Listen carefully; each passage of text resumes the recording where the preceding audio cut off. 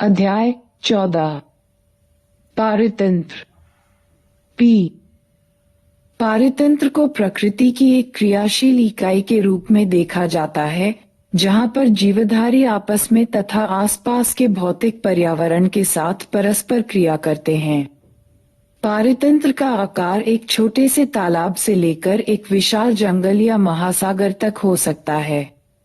कई पारिस्थितिकी वैज्ञानिक संपूर्ण जीवमंडल को विश्व ग्लोबी पारितंत्र के रूप में देखते हैं, जिसमें पृथ्वी के सभी स्थानीय पारितंत्र समाहित होते हैं। चूंकि यह तंत्र बहुत विशाल एवं जटिल है, अतः अध्ययन की सुविधा की दृष्टि से इसे दो आधारभूत श्रेणियों मुख्यतः स्थलीय एवं जलीय में बांटा गया है।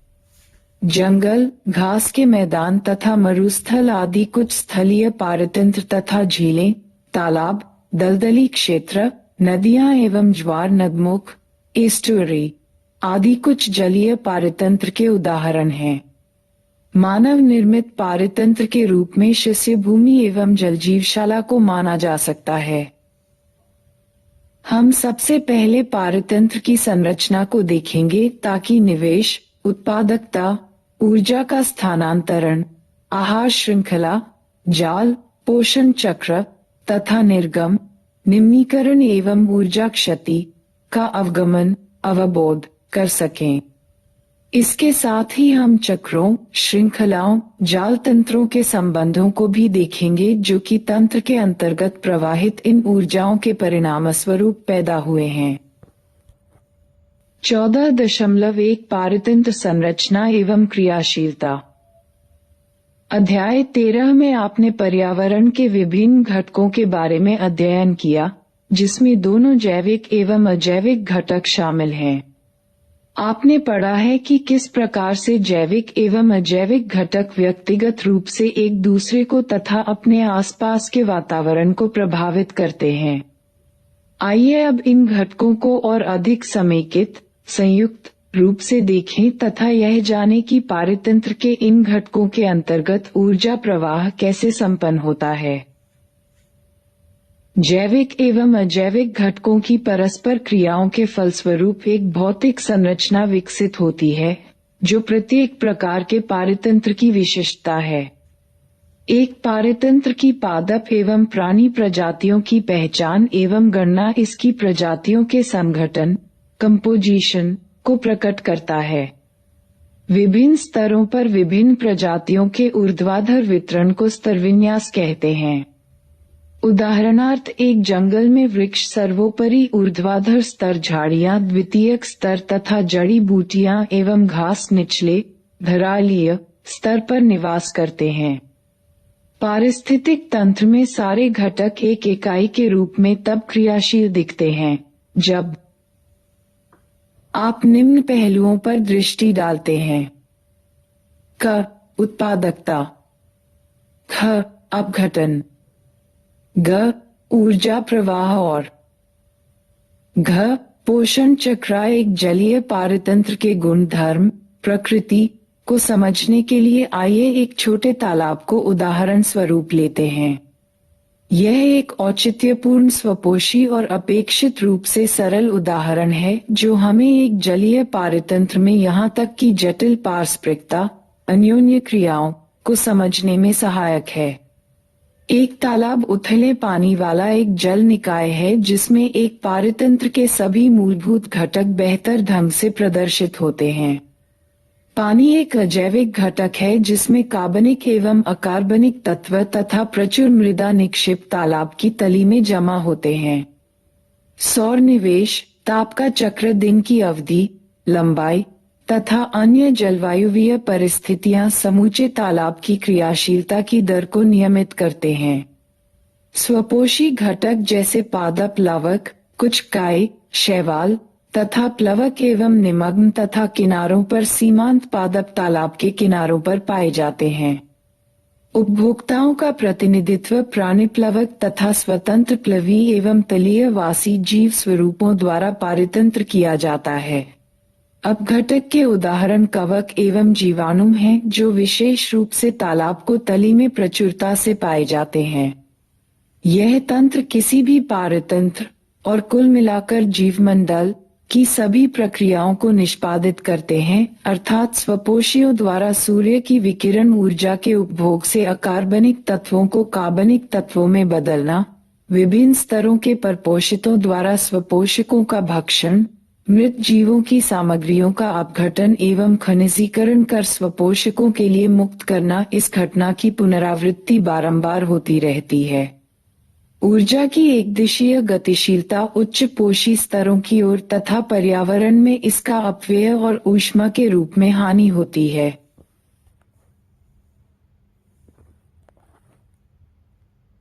14.2 उत्पादकता।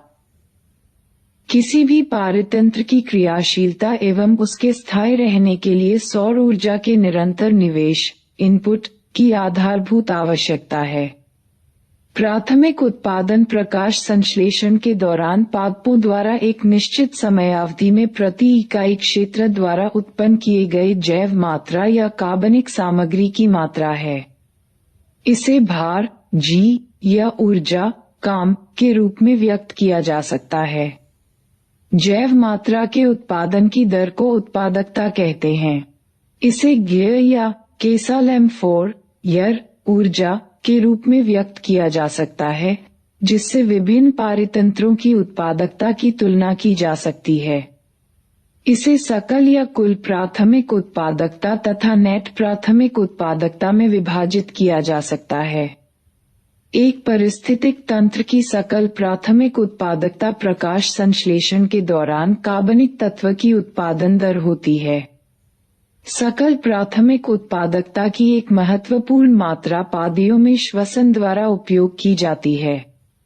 यदि हम सकल प्राथमिक उत्पादकता से श्वसन के दौरान हुई क्षति को घटा देते हैं तो हमें नेट प्राथमिक उत्पादकता प्राप्त होती है। GPPRNPP नेट प्राथमिक उत्पादकता पर पोषितों की खपत शाकभक्षी या अपघटक के रूप में के लिए उपलब्ध जैव मात्रा होती है। द्वितीयक उत्पादकता को उपभोक्ताओं ने नए कार्बनिक तत्वों के निर्माण की दर के रूप में परिभाषित किया है।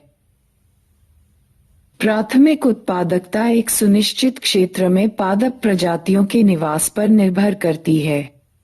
ये विभिन्न प्रकार के पर्यावरणीय कारकों, पोषकों की उपलब्धता तथा पादपों की प्रकाश संश्लेषण क्षमता पर भी निर्भर करती है। इसलिए ये विभिन्न प्रकार के पारतंत्रों में भिन्न भिन्न होती है। संपूर्ण जीव मंडल की वार्षिक कुल प्राथमिक उत्पादकता का भार कार्बनिक तत्व शुष्क भार के रूप में लगभग 170 बिलियन टन आंका गया है। यद्यपि पृथ्वी के धरातल का लगभग 70% भाग समुद्रों द्वारा ढका हुआ है, फिर भी बावजूद इनकी उत्पादकता केवल 55 बिलियन टन है। शेष मात्रा भूमि पर उत्पन्न होती है। अपने शिक्षक के साथ महासागरों की निम्न उत्पादकता के प्रमुख कारणों के बारे में चर्चा कीजिए। 14.3 अपघटन। आपने शायद सुना होगा कि केंचुओं को किसान के मित्र के रूप में संबोधित किया जाता है।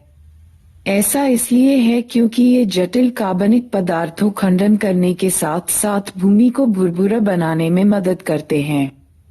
उसी प्रकार अपघटक जटिल कार्बनिक सामग्री को अकार्बनिक तत्वों जैसे कार्बन डाइऑक्साइड, जल एवं पोषकों में खंडित करने में सहायता करते हैं और इस प्रक्रिया को अपघटन कहते हैं। पादपों के मृत अवशेष जैसे पत्तियां, छाल, फूल तथा प्राणियों, पशुओं के मृत अवशेष मलादि सहित अपरद डेट्राइट्स बनाते हैं, जो कि अपघटन के लिए कच्चे पदार्थों का काम करते हैं। अपघटन की प्रक्रिया के महत्वपूर्ण चरण खंडन, निक्षालन, अपचयन, ह्यूम्स भवन बनना, खनिजी भवन है। कुछ का फोटो एवं अन्य जीवों द्वारा क्षरण होता है। भोग्य पदार्थों एवं ऊर्जा खाए जाल में प्रवेश करती है। एक हरी पत्ती जमीन पर गिरती है। पत्तियों आंशिक रूप से अपघटकों जैसे जाई एवं बैक्टीरिया द्वारा उपभोग की जाती हैं। वे अपना रूप रखीकर कचरे में बदल जाती है। कुछ पदार्थ रासायनिक क्रियाओं द्वारा मुरा में नी कर दिए जाते हैं। तत्पश्चात केर एवं फंजाई द्वारा अपघटन होता है। कार्बनिक पदार्थ युक्त दा। चित्र 14.11 स्थलीय पारतंत्र में अपघटन चक्र का आरेखीय निरूपण। अपरदाहारी जैसे कि केंचुए अपरद को छोटे छोटे कणों में खंडित कर देते हैं। इस प्रक्रिया को खंडन कहते हैं। निक्षालन प्रक्रिया के अंतर्गत जल विलेय अकार्बनिक पोषक भूमि मृदासन स्तर में प्रविष्ट कर जाते हैं और अनुपलब्ध लवण के रूप में अवक्षेपित हो जाते हैं। बैक्टीरियल, जीवाणुवीय एवं कवकीय एंजाइम्स अपरदों को सरल अकार्बनिक तत्वों में तोड़ देते हैं। इस प्रक्रिया को अपचय कहते हैं। यह समझना महत्वपूर्ण है कि उपर्युक्त अपघटन की समस्त प्रक्रियाएं अपरद पर समानांतर रूप से लगातार चलती रहती हैं। चित्र 14.1 ह्यूमिफिकेशन और मिनरलाइजेशन की प्रक्रिया अपघटन के दौरान मृदा में संपन्न होती है। ह्यूमिफिकेशन के द्वारा एक गहरे रंग के क्रिस्टल रहित तत्व का निर्माण होता है जिसे ह्यूम्स कहते हैं, जो कि सूक्ष्मजैविक क्रिया के लिए उच्च प्रतिरोधी होता है और इसका अपघटन बहुत ही धीमी गति से चलता है। स्वभाव प्रकृति में कोलाइडल होने के कारण यह पोषक के भंडार का काम करता है। ह्यूम्स पुनः कुछ सूक्ष्मजीवों द्वारा खंडित होता है और जो खनिजीकरण नामक प्रक्रिया द्वारा अकार्बनिक पोषक उत्पन्न होते हैं उन्हें मुक्त करता है। अपघटन एक प्रक्रिया है जिसमें ऑक्सीजन की आवश्यकता होती है। अपघटन की दर जलवायुवीय घटकों तथा अपरद के रासायनिक संघटनों द्वारा निर्धारित होती है। एक विशिष्ट जलवायुवीय परिस्थिति में यदि अपरद काइटिन तथा लिग्निन से भरपूर होता है तब अपघटन दर धीमी होती है। यदि अपरद नाइट्रोजन तथा जलविलेय तत्वों जैसे चीनी आदि से भरपूर होता है तब यह तेज होती है। ताप एवं मृदा की नमी बहुत ही महत्वपूर्ण जलवायुवीय घटक है जो मृदा के सूक्ष्मजीवों की क्रियाओं द्वारा अपघटन की गति को नियमित करते हैं। गर्म एवं आर्द्र पर्यावरण में अपघटन की गति तेज होती है, जबकि निम्न ताप एवं अवायु जीवन अपघटन की गति को धीमा करती है, जिसके परिणाम स्वरूप कार्बनिक पदार्थों का भंडार जमा हो जाता है। 14.4 ऊर्जा प्रवाह। गहरे समुद्र के जलतापीय पारितंत्र को छोड़कर पृथ्वी पर सभी पारिस्थितिक तंत्रों के लिए एकमात्र ऊर्जा स्रोत सूर्य है। आपतित सौर विकिरण का 50% से कम भाग प्रकाश संश्लेषणात्मक सक्रिय विकिरण में प्रयुक्त होता है। हम जानते हैं कि पादप एवं प्रकाश संश्लेषण सक्षम जीवाणु स्वपोषी सूर्य की विकिरित ऊर्जा को सरल अकार्बनिक पदार्थों से आहार तैयार करने में लगाते हैं। पादप केवल 2-10% प्रकाश संश्लेषणात्मक सक्रिय विकिरण का प्रग्रहण करते हैं और यही आवश्यक मात्रा की ऊर्जा संपूर्ण विश्व का संपोषण करती है। अतः यह जानना अत्यंत महत्वपूर्ण है कि पादियों द्वारा संग्रहण की गई सौर ऊर्जा एक पारिस्थितिक तंत्र के विभिन्न जीवों के माध्यम से किस प्रकार प्रवाहित होती है। पृथ्वी के सभी जीव आहार के लिए प्रत्यक्ष या अप्रत्यक्ष रूप से उत्पादकों पर निर्भर रहते हैं।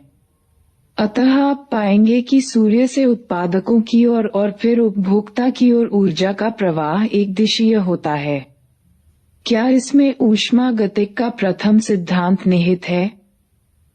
पारिस्थितिक तंत्र ऊष्मागतिक के दूसरे सिद्धांत से अवमुक्त नहीं है।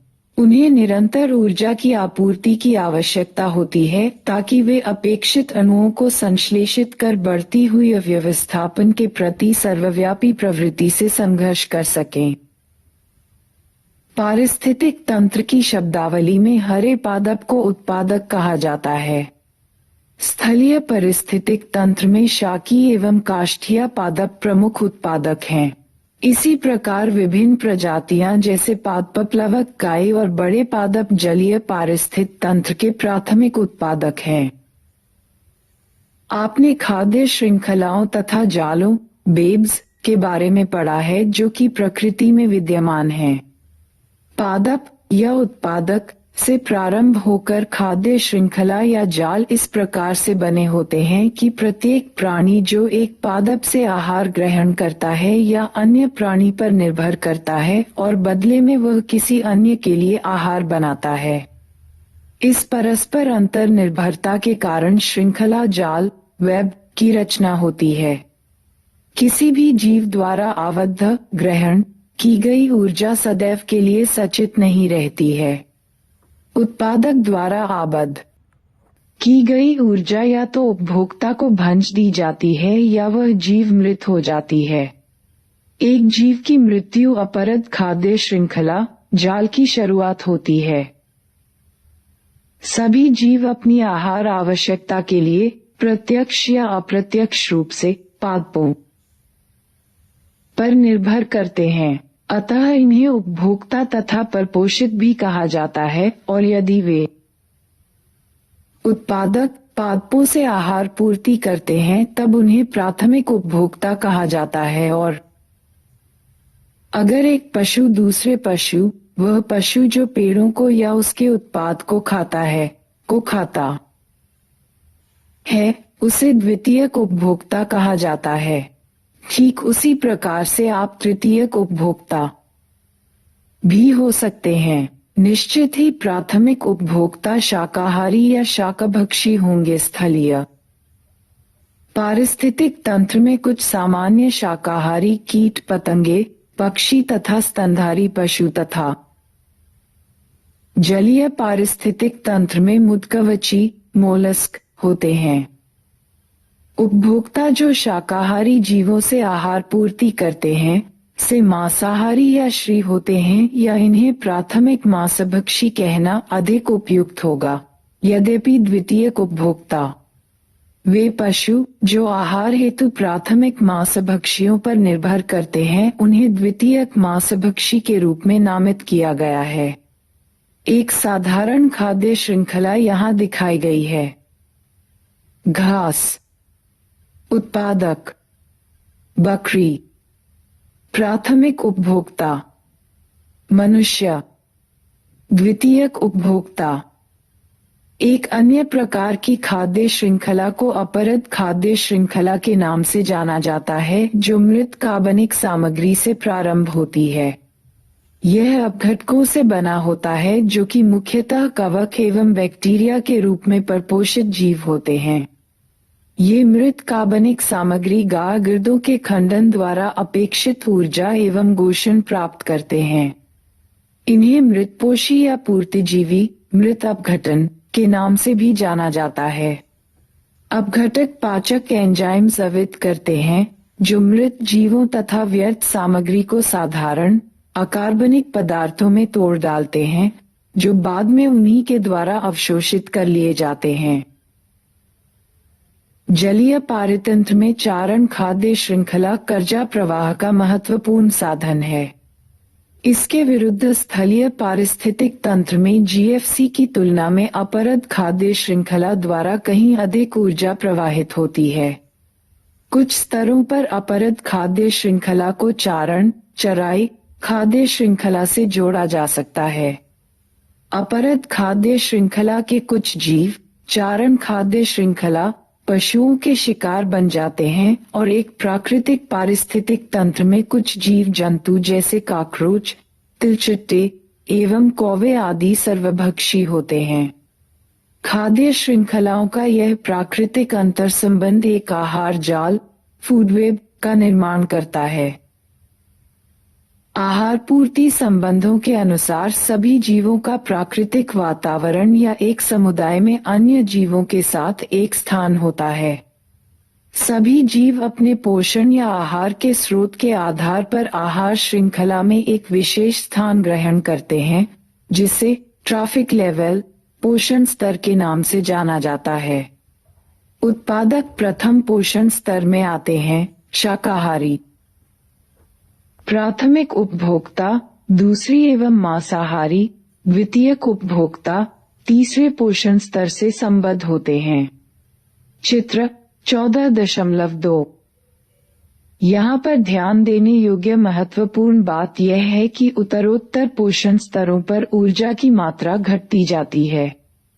जब कोई जीव मरता है तो वह अपरद या मृत जैव मात्रा में बदल जाता है, जो अपघटकों के लिए एक ऊर्जा स्रोत के रूप में काम करता है। प्रत्येक पोषण स्तर पर जीव अपनी ऊर्जा की आवश्यकता के लिए निम्न पोषण स्तर पर निर्भर रहता है। एक विशिष्ट समय पर प्रत्येक पोषण स्तर का जीवित पदार्थ की कुछ खास मात्रा होती है, जिसे स्थित शस्य या खड़ी फसल कहा जाता है। स्थित शस्य को जीवित जैविकों की मात्रा, जैव मात्रा या इकाई क्षेत्र में संख्या से मापा जाता है। एक प्रजाति की जैव मात्रा को ताजे या शुष्क भार के रूप में व्यक्त किया जाता है। एक जैव मात्रा का मापन शुष्क भार के शब्दों में किया जाए तो वह अधिक विशुद्ध होगा। क्यों? चारण खाद्य श्रृंखला में पोषण स्तरों की संख्या प्रतिबंधित होती है। इस तरह से ऊर्जा प्रवाह का स्थानांतरण 10% कम होता है और प्रत्येक निम्न पोषण स्तर से ऊपर का पोषण स्तर पर केवल 10% ऊर्जा प्रवाहित होती है। प्रकृति में यह संभव है कि कई स्तर हों, जैसे कि चरण खाद्य श्रृंखला में उत्पादक, शाकभक्षी, प्राथमिक मांसभक्षी, द्वितीयक मांसभक्षी आदि। चित्र 14.3। क्या आप सोच सकते हैं कि इस प्रकार अपरद खाद्य श्रृंखला की कोई सीमा है? 14.5 पारिस्थितिक पिरामिड सूची स्तंभ। आप पिरामिड के आकार से निश्चित ही परिचित होंगे। पिरामिड का आधार चौड़ा, विस्तृत एवं शिखाग्र की ओर सकरा होता जाता है। विभिन्न पोषण रीतियों पर जीवों के बीच चाहे आप एक खाद्य या ऊर्जा संबंध जोड़े तो आपको पिरामिड के समान आकार मिलेगा। इस संबंध को संख्या, जैव मात्रा या ऊर्जा के रूप में व्यक्त किया जा सकता है। प्रत्येक पिरामिड के आधार का प्रतिनिधित्व उत्पादक या पहली पोषण स्तर करता है, जबकि शिखर का प्रतिनिधित्व तृतीयक पोषण स्तर या सर्वोच्च उपभोक्ता करता है। 3 पारिस्थितिक पिरामिड जिनका आमतौर पर अध्ययन किया जाता है वे हैं क संख्या का पिरामिड, ख जैव मात्रा का पिरामिड और ग ऊर्जा का पिरामिड। विस्तृत जानकारी के लिए चित्र 14.4 ब, स और द देखें। ऊर्जा, मात्रा या अंश, जैव मात्रा या संख्याओं की किसी भी गणना में पोषण स्तर के सभी जीवों को शामिल किया जाना चाहिए। यदि हम किसी पोषण स्तर के कुछ व्यष्टियों को ही गणना में लेते हैं तो हमारे द्वारा किया गया कोई भी व्यापकीकरण सत्य नहीं होगा। इसके साथ ही एक प्रदत्त जीव एक ही समय एक से अधिक पोषण रीतियों में अधिष्ठित हो जाएगा। हमें यह अवश्य ध्यान में रखना चाहिए कि पोषण स्तर एक क्रियात्मक स्तर का प्रतिनिधित्व करता है, न कि किसी प्रजाति का एक प्रदत्त प्रजाति एक ही समय पर एक ही पारिस्थितिक तंत्र में एक से अधिक पोषण रीतियों में अधिष्ठित हो सकती है। उदाहरण के लिए एक गौरैया जब बीज, फल व मटर खाती है तो वह प्राथमिक उपभोक्ता है, किंतु जब वह कीटों एवं केंचुओं को खाती है तब वह द्वितीयक उपभोक्ता होती है। क्या आप यह विवरण दे सकते हैं कि एक खाद्य श्रृंखला में मनुष्य कितनी पोषण रीतियों का प्रयोग करता है? अधिकतर पारिस्थितिक तंत्रों में संख्याओं, ऊर्जा तथा जैव मात्रा के सभी पिरामिड आधार से ऊपर की ओर होते हैं, अर्थात शाकाहारियों की अपेक्षा उत्पादकों की संख्या एवं जैव मात्रा अधिक होती है और इसी तरह से शाकाहारियों की संख्या एवं जैव मात्रा।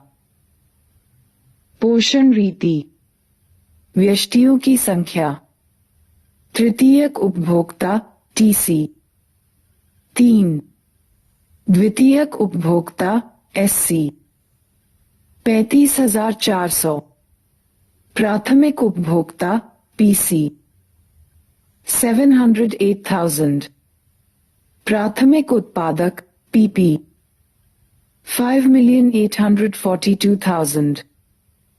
चित्र 14.4 अब एक घास के मैदान को पारिस्थितिक तंत्र का पिरामिड लगभग 6 मिलियन पादपों के उत्पादन पर आधारित पारिस्थितिक तंत्र में समर्थित केवल 3 मांसाहारी जीव हैं। पोषण रीति। शुष्क भार किग्रा एम। तृतीयक उपभोक्ता टीसी 1.5।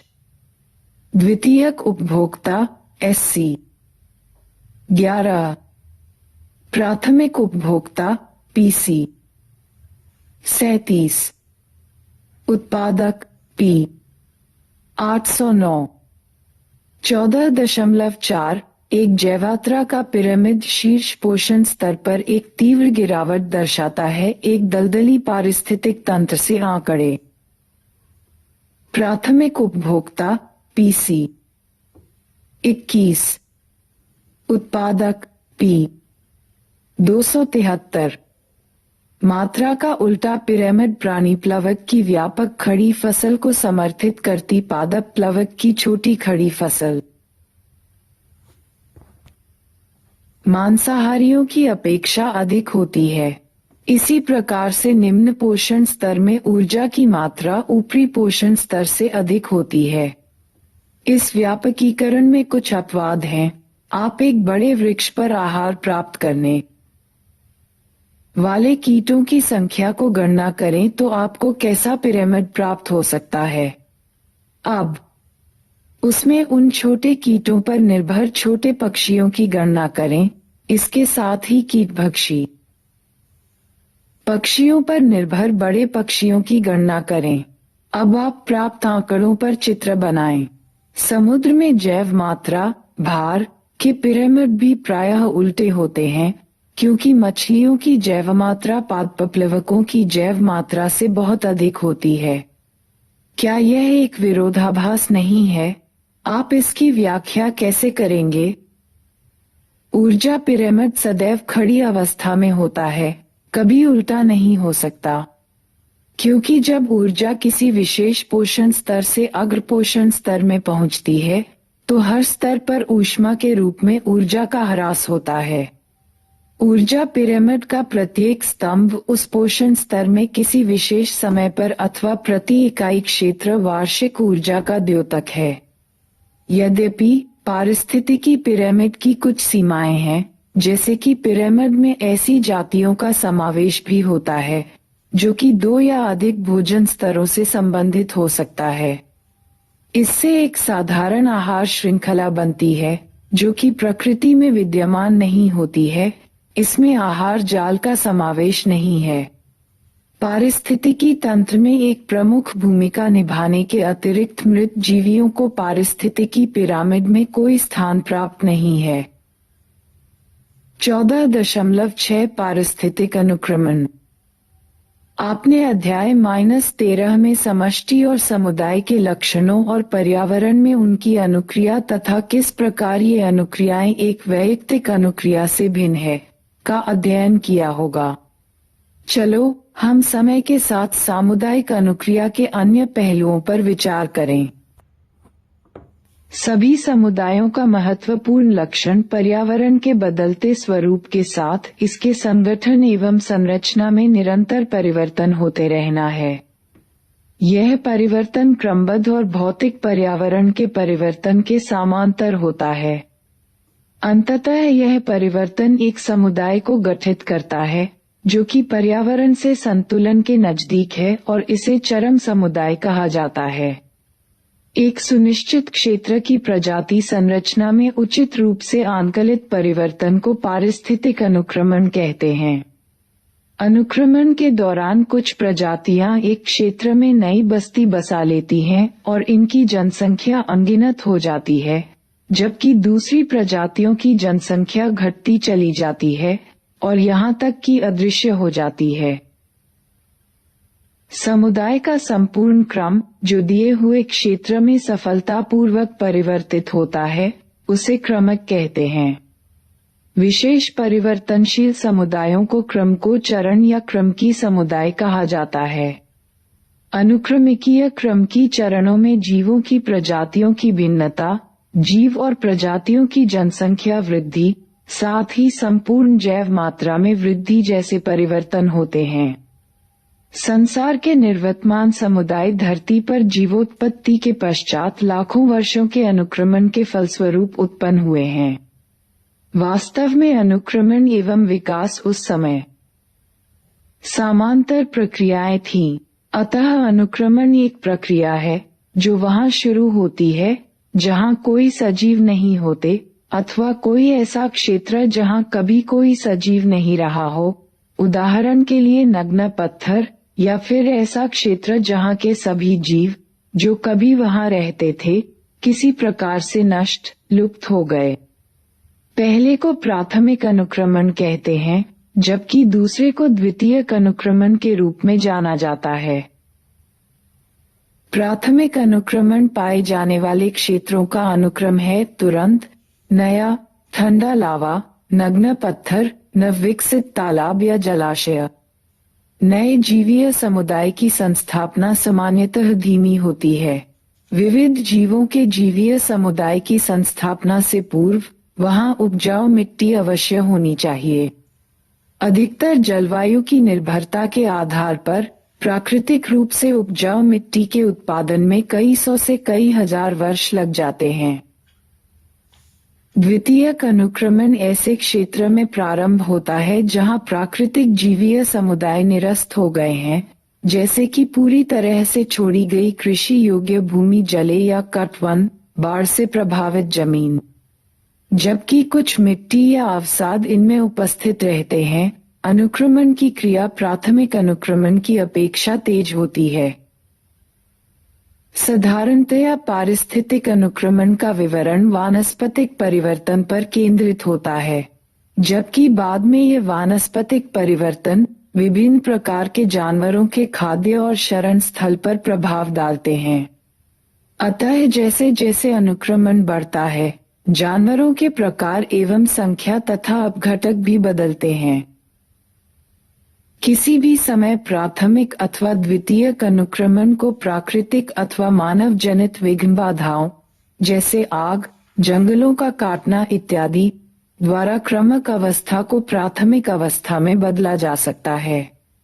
इन बाधाओं से ऐसी नई स्थितियां, अवस्थाएं पैदा हो जाती हैं जिनसे नई जातियों को प्रोत्साहन मिलता है तथा अन्य जातियां हतोत्साहित होती है अथवा निष्कासित हो जाती हैं। 14.61 पादपों का अनुक्रमण।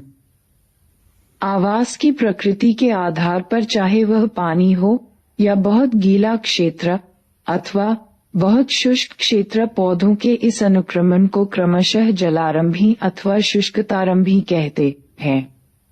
जलारंभी अनुक्रमण जलमग्न क्षेत्रों में होता है और अनुक्रमण श्रेणी हाइड्रिक से समोदिक परिस्थिति की ओर अग्रसारित होती है। इसके विपरीत शुष्कतारंभी अनुक्रमण शुष्क क्षेत्रों में होता है और यह श्रेणी शुष्कता से समोदिक परिस्थिति की ओर बढ़ता है। अतः जलारंभी एवं शुष्कतारंभी दोनों ही अनुक्रमण मध्यम जल परिस्थिति, न तो बहुत शुष्क, जीरिक और न बहुत जलीय। वह प्रजाति जो खाली एवं नग्न क्षेत्र पर आक्रमण करती है, उन्हें मूल अन्वेषक प्रजाति कहा जाता है। प्रायः लाइकन चट्टानों पर प्राथमिक अनुक्रमण करते हैं, जो चट्टानों को पिघलाने के लिए अम्ल का स्राव करते हैं तथा अपरदन एवं मृदा निर्माण में सहायक होते हैं। बाद में ये बहुत छोटे पौधों जैसे बायोफाइट के लिए मार्ग प्रशस्त करते हैं, जो मृदा की कम मात्रा में भी अपनी पकड़ बनाए रखने में सक्षम हैं।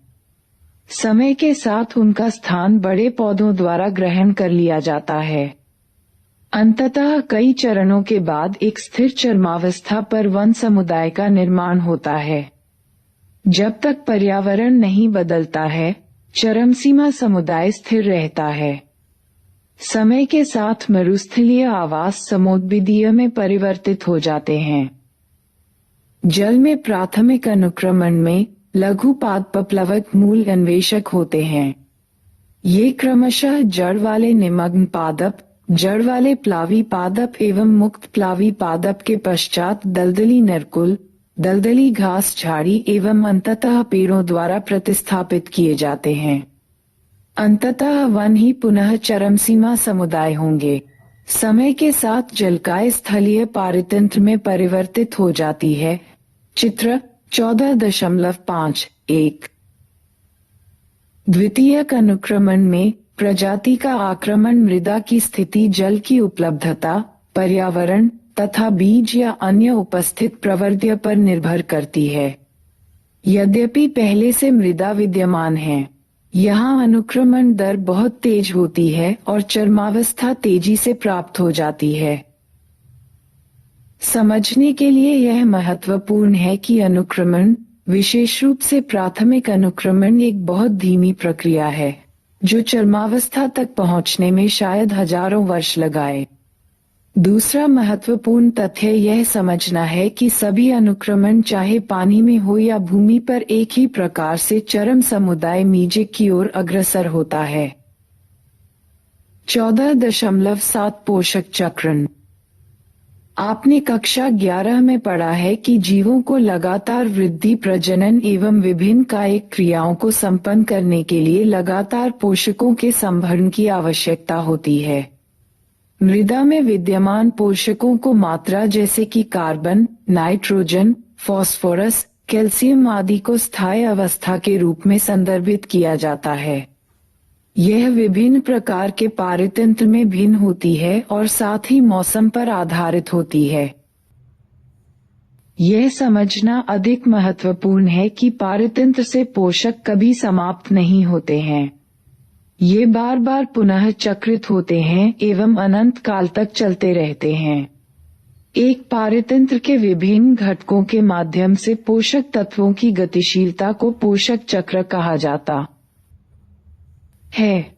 पोषक चक्र का एक अन्य नाम जैव भू रसायन चक्र, जैव सजीव जीवन, भू चट्टानें, हवा, पानी है।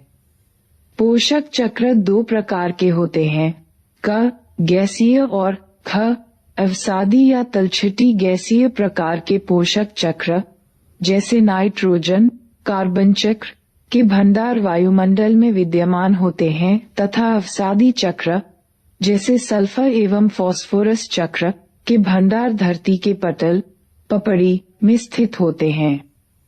पर्यावरणीय घटक जैसे कि मिट्टी, आर्द्रता, पीएच, ताप आदि वायुमंडल में पोषकों के मुक्त होने की दर तय करते हैं।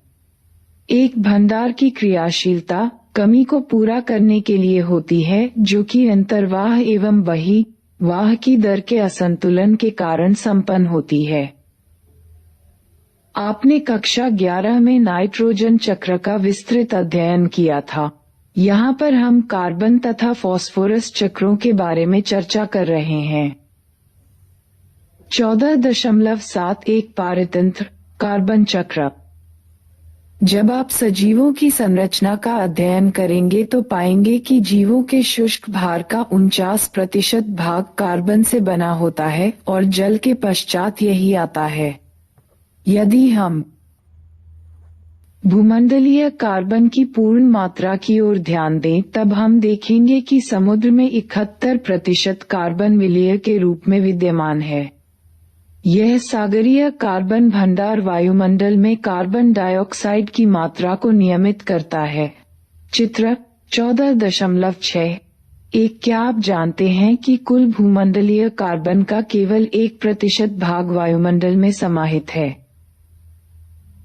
जीवाश्म ईंधन भी कार्बन के एक भंडार का प्रतिनिधित्व करता है। कार्बन चक्र वायुमंडल, सागर तथा जीवित एवं मृत जीवों द्वारा संपन्न होता है। एक अनुमान के अनुसार जैव मंडल में प्रकाश संश्लेषण के द्वारा प्रतिवर्ष 4x105 किग्रा कार्बन का स्थिरीकरण होता है। एक महत्वपूर्ण कार्बन की मात्रा को कार्बन डाइऑक्साइड के रूप में उत्पादकों एवं उपभोक्ताओं के श्वसन क्रिया के माध्यम से वायुमंडल में वापस आती है। इसके साथ ही भूमि एवं सागरों के कचरा सामग्री एवं मृत कार्बनिक सामग्री की अघटन प्रक्रियाओं के द्वारा भी कार्बन डाइऑक्साइड की काफी मात्रा अपघटकों द्वारा छोड़ी जाती है। यौगिकीकृत कार्बन की कुछ मात्रा अवसादों में नष्ट होती है और संचरण द्वारा निकाली जाती है। लकड़ी के जलाने, जंगली आग एवं जीवाश्मी ईंधन के जलने के कारण कार्बनिक सामग्री, ज्वालामुखीय क्रियाओं आदि अतिरिक्त स्रोतों द्वारा वायुमंडल में कार्बन डाइऑक्साइड को मुक्त किया जाता है। कार्बन चक्र में मानवीय क्रियाकलापों का महत्वपूर्ण प्रभाव है। तेजी से जंगलों का विनाश तथा परिवहन एवं ऊर्जा के लिए जीवाश्मी ईंधनों को जलाने आदि से महत्वपूर्ण रूप से वायुमंडल में कार्बन डाइऑक्साइड को मुक्त करने की दर बढ़ी है। अध्याय 16 में ग्रीनहाउस पौधाघर प्रभाव देखें। 14.72 पारतंत्र फॉस्फोरस चक्र। फॉस्फोरस जैविक झिल्लियां, न्यूक्लिक एसिड, अम्ल तथा कोशिकीय ऊर्जा स्थानांतरण प्रणाली का एक प्रमुख घटक है। अनेक प्राणियों को अपना कवच, अस्थियां एवं दंत आदि बनाने के लिए इसकी आवश्यकता होती है। फॉस्फोरस का प्राकृतिक भंडारण चट्टानों में है जो कि फॉस्फेट के रूप में फॉस्फोरस को संचित किए हुए हैं। जब चट्टानों का अपक्षय होता है तो थोड़ी मात्रा में ये फॉस्फेट भूमि के विलयन में घुल जाते हैं एवं उन्हें पादपों की जड़ों द्वारा अवशोषित कर लिया जाता है। शाकाहारी और अन्य जानवर इन तत्वों को पादपों से ग्रहण करते हैं। चित्र 147। कचरा उत्पादों एवं मृत जीवों को फॉस्फोरस विलेयक जीवाणुओं द्वारा अपघटित करने पर फॉस्फोरस मुक्त किया जाता है। कार्बन चक्र की भांति पर्यावरण में फॉस्फोरस को श्वसन द्वारा अवमुक्त नहीं किया जाता है। क्या आप कार्बन चक्र एवं फॉस्फोरस चक्र के बीच कुछ विभेदों का पता कर सकते हैं? यहाँ पर फॉस्फोरस एवं कार्बन चक्र के बीच दो व्यापक अंतर हैं। पहला, बरसात के द्वारा वायुमंडल में फॉस्फोरस का निवेश कार्बन निवेश को अपेक्षा बहुत कम होता है। दूसरा, जीवों और पर्यावरण के बीच फॉस्फोरस का गैसीय विनिमय बिल्कुल नगण्य होता है। 14.8 पारतंत्र सेवाएं। एक स्वस्थ पारतंत्र आर्थिक, पर्यावरणीय तथा सौंदर्यात्मक वस्तुएं एवं सेवाओं के विस्तृत परिसर का आधार है। पारतंत्र प्रक्रिया के उत्पादों को पारतंत्र सेवाएं के नाम से जाना जाता है। उदाहरण के लिए, एक स्वस्थ वन पारतंत्र की भूमिका वायु एवं जल को शुद्ध बनाना, सूखा एवं बाढ़ों की घटाना, पोषकों को चक्रित करना, भूमि को उर्वर बनाना, जंगली जीवों को आवास उपलब्ध कराना, जैव विविधता को बनाए रखना, फसलों का परागण करने में सहायता करना, कार्बन के लिए भंडारण स्थल उपलब्ध कराना और साथ ही सौंदर्यात्मक, सांस्कृतिक एवं आध्यात्मिक मूल्य प्रदान करना आदि है। यद्यपि जैव विविधता की इन सेवाओं का मूल्यांकन करना एक कठिन कार्य है, परंतु यह मानना उपयुक्त है कि जैव विविधता को एक ऊंची कीमत की पर्ची प्रदान की जानी चाहिए। रॉबर्ट कॉन्स्टेंजा एवं उनके साथियों ने हाल ही में प्रकृति के जीवन समर्थक आधारीय सेवाओं की एक कीमत निर्धारित करने का प्रयास किया है। शोधकर्ताओं ने इस मूलभूत पारिस्थितिक तंत्र की सेवाओं की एक वर्ष की कीमत औसतन 33 ट्रिलियन अमेरिकी डॉलर तय की है, जिसे व्यापक तौर पर अनुदत्त भाव लापरवाही से लिया जाता है क्योंकि वह मुफ्त प्राप्त है। यह मूल्य वैश्विक सकल उत्पाद (जीएनपी) की कीमत का लगभग 3 गुना ज्यादा है, जो कि 18 ट्रिलियन अमेरिकी डॉलर है। विभिन्न पारतंत्र सेवाओं की कुल लागत में से 50% केवल मृदा संरचना, भूमि गठन के लिए हैं, जबकि शेष सेवाएं जैसे कि पोषक चक्रण तथा मनोरंजन आदि प्रत्येक 10% से कम भागीदारी रखती हैं। वन्य जीवन के लिए जलवायु नियमन तथा वास की लागत लगभग प्रत्येक के लिए 6% है।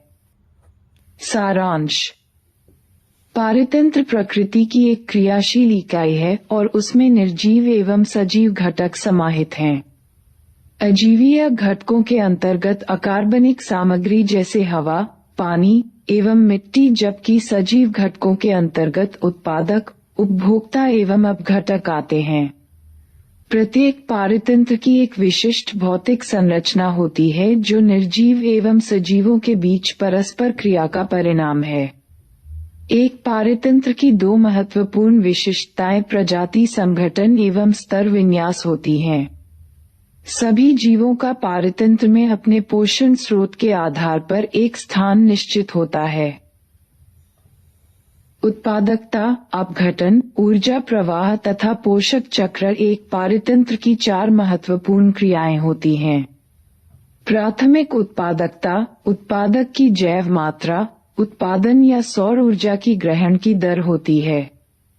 इसके दो प्रकार हैं, ग्रास प्राथमिक उत्पादकता तथा नेट प्राथमिक उत्पादकता। जैविक पदार्थ की कुल उत्पादकता या सौर ऊर्जा संग्रहण की दर को ग्रास प्राथमिक उत्पादकता कहते हैं।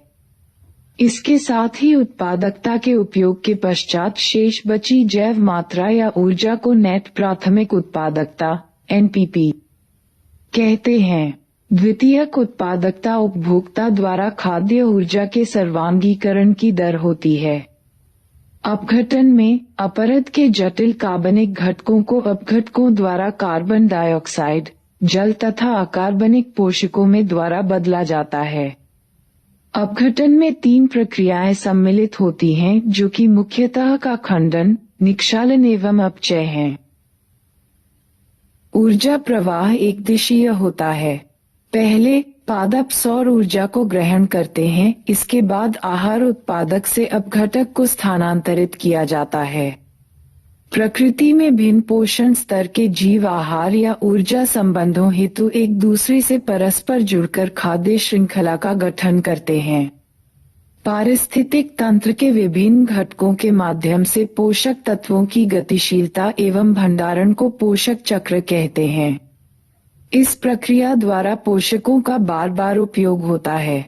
पोषक चक्र दो प्रकार के होते हैं, गैसीय एवं अवसादी।